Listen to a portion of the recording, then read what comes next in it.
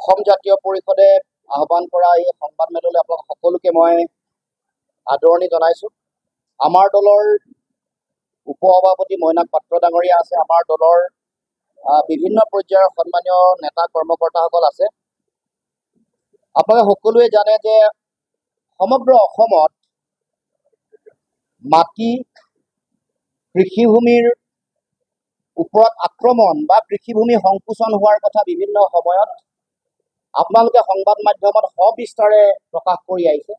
এফালে কৃষিভূমি সংকোচন হৈছে, আনফালে বানপানী গৰাখহনীয়াই স্বাধীনতাৰ পিছৰ পৰা ৭৫ বছৰত প্ৰায় ৩১.06 লাখ হেক্টৰ মাটি নৈৰ বুকুত কাঢ়ি লৈ গৈছে। তাৰ লগে লগে আমাৰ যিসমূহ কৃষিভূমি আছে, সেই কৃষিভূমিসমূহ অনা কৃষিৰ কামত ব্যৱহাৰ কৰিবৰ কাৰণেও চৰকাৰে ইতিমধ্যে সুযোগ দিছে, বা ইতিমধ্যে কৃষিভূমি অনা কৃষি কামত ব্যৱহৃত নকৰিবৰ কাৰণে যিবোৰ আইন আছিলে, চৰকাৰে নিজৰ ইচ্ছামতে নিজৰ স্বাৰ্থত এইবোৰ নাইকিয়া কৰি কৃষিভূমি এতিয়া অনা কৃষি কামত বিক্ৰী কৰিব পাৰিব, ব্যৱহাৰ কৰিব পাৰিব, উদ্যোগ কৰিব পাৰিব। ইতিমধ্যে আইন সংশোধন কৰিলে, এই কথা আপোনালোকে জানে। তাৰ লগে লগে বিভিন্ন সময়ত পৰ্বতজোৰাই হওক, বৰদোৱাৰ চাহ বাগিচাই হওক, কাৰ্বি আংলং, ডিমা হাছাও, আমাৰ ডিব্ৰুগড়ৰ লক্ষী চাহ বাগিচা, এই অঞ্চলসমূহত আমাৰ মাটি খিলঞ্জীয়া মানুহৰ থলগিৰি ভূমিপুত্ৰৰ মাটি বহুজাতিক বনীয়া গোষ্ঠীক দি দিবৰ কাৰণে ইতিমধ্যে চৰকাৰে সিদ্ধান্ত গ্ৰহণ কৰিছে। আৰু তাৰ লগে লগে এই মাটিসমূহৰ তলত থকা যিবোৰ সম্পদৰ ভাণ্ডাৰ, আইৰণৰ আকৰৰ পৰা আৰম্ভ কৰি ইউৰেনিয়াম, চূণশিল, জিপচামকে ধৰি বিভিন্ন তলত এই মাটিসমূহৰ তলত থকা প্ৰাকৃতিক সম্পদৰ এই ভাণ্ডাৰৰ সম্পৰ্কটো কেন্দ্ৰীয় চৰকাৰৰ যিবোৰ সংস্থা আছে তেওঁলোকৰ জৰীপত বিভিন্ন ধৰণৰ তেওঁলোকৰ তথ্য পাতি ইতিমধ্যে প্ৰকাশ হৈছে।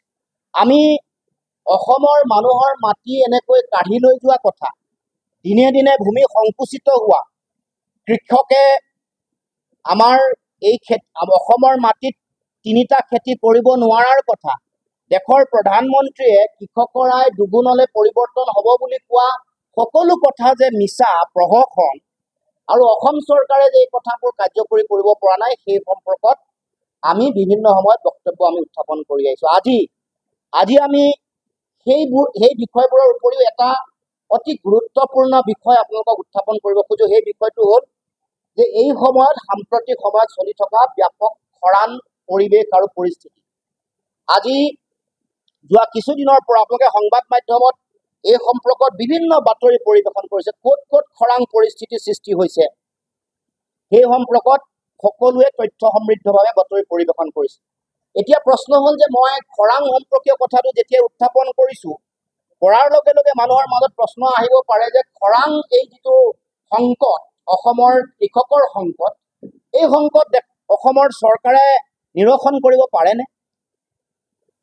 নে আমাৰ যুগ যুগ ধৰি স্বাধীনতাৰ আগৰ পৰা স্বাধীনতাৰ পিছত আমি কেৱল মাত্ৰ বতৰ নিৰ্ভৰ যিটো কৃষি পদ্ধতি, যিটো কৃষি ব্যৱস্থা, এইটো আজিও বতৰৰ ওপৰত আমি আশা কৰি থকা, আশা পালি থকা, বা অতি দুৰ্ভাগ্যজনকভাৱে ভেকুলী বিয়া পাতিব লগা পৰিৱেশৰ কাৰণে জগৰীয়া কোন, দায়ী কোন?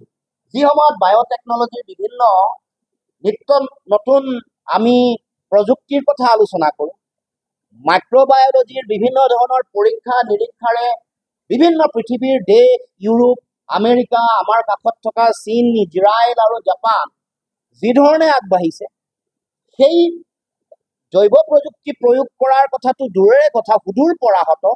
কিন্তু অসমৰ কৃষিভূমিত এতিয়া এই সময়ত একেবাৰে ভয়াৱহ এটা পৰিৱেশ সৃষ্টি হৈছে, এক অতি খৰাং পৰিৱেশৰ সৃষ্টি হৈছে। আমি সকলোৱে জানো যে অসমৰ সৰহভাগ মানুহ, প্ৰায় জনসংখ্যাৰ ৮০% মানুহ কৃষিৰ ওপৰত নিৰ্ভৰ কৰে। ৮০% মানুহে হয় ধান খেতি কৰে, নহয় চাহ শিল্পৰ লগত জড়িত। আৰু ধান খেতি, চাহ শিল্প দুয়োটাই পানী নিৰ্ভৰ, জলসিঞ্চন নিৰ্ভৰ, দুয়োটাই কৃষি। এইবাৰ জুন জুলাই মাহত বতৰ বিজ্ঞান কেন্দ্ৰৰ মতে ৬০ৰ পৰা ৯০% বৰষুণ কমিছে। বিভিন্ন ধৰণৰ কাৰণ আছে, সমগ্ৰ পৃথিৱীত গোলকীয় উষ্ণতা বৃদ্ধি, বা অসমতো বিভিন্ন ধৰণৰ প্ৰকৃতি ধ্বংস কৰা, বিভিন্ন ধৰণৰ জলাশয়সমূহ ধ্বংস কৰা, তাৰ উপৰিও গছ গছনি কাটি তহিলং কৰা, এই গোটেই কথা বতৰাবোৰৰ লগত আমাৰ যিটো অনাবৃষ্টি, আমাৰ বৃষ্টিৰ যিটো হাৰৰ যিটো তাৰতম্য, অসমৰ যিটো গোটেই পৰিৱেশ, পাৰিপাৰ্শ্বিকতা, যিটো প্ৰকৃতি, এইটোৰ ওপৰত যে ভয়াৱহ প্ৰভাৱ পৰিছে এই কথা আমি সকলোৱে দেখি আহিছোঁ, জানি আহিছোঁ। বতৰ বিজ্ঞান কেন্দ্ৰই কৈছে যে এইবাৰ অসমত বিশেষকৈ 21খন জিলা, 21খন জিলাত বানপানী মানে পানী বৰষুণৰ যিটো হাৰ, পানীৰ যিটো হাৰ, সেইটো একেবাৰে 60ৰ পৰা 90% কমিছে। তাৰ ফলত এই ভয়ংকৰ পৰিৱেশ পৰিস্থিতিৰ সৃষ্টি হৈছে। আমি এই প্ৰশ্নটো যেতিয়াই আহে যে ইয়াৰ কাৰণে ব্যৱস্থা কি, জলসিঞ্চন। আজি যদি বিজেপি চৰকাৰ অহা 9টা বছৰ হৈছে, বিজেপি চৰকাৰৰ কৃষি, জলসিঞ্চন আৰু কৃষকক মানে আত্মনিৰ্ভৰশীল অসমৰ স্বপ্নৰ কথা যেতিয়া আহে, সপোনৰ কথা যেতিয়া আহে, 2016 চনত ভিজন ডকুমেণ্ট আৰম্ভ কৰিছে। এই যিটো বিষয় আজি যদি আমি চৰকাৰক দাবী উত্থাপন কৰোঁ যে পথাৰত পানী লাগে, দিব নোৱাৰে। কাৰণ এনেকুৱা জলসিঞ্চনৰ ব্যৱস্থা এনেকুৱা এটা ব্যৱস্থা, এইটো আগতীয়াকৈ যদি প্ৰস্তুতি নকৰে, প্ৰকল্পবোৰ যদি কাৰ্যক্ষম হৈ নাথাকে, তেতিয়াহ'লে আজিৰ দিনতে মই যদি কওঁ ৰাতিৰ ভিতৰতে জলসিঞ্চন কৰি দিয়ক মুখ্যমন্ত্ৰী ডাঙৰীয়া, কৰি দিব নোৱাৰে।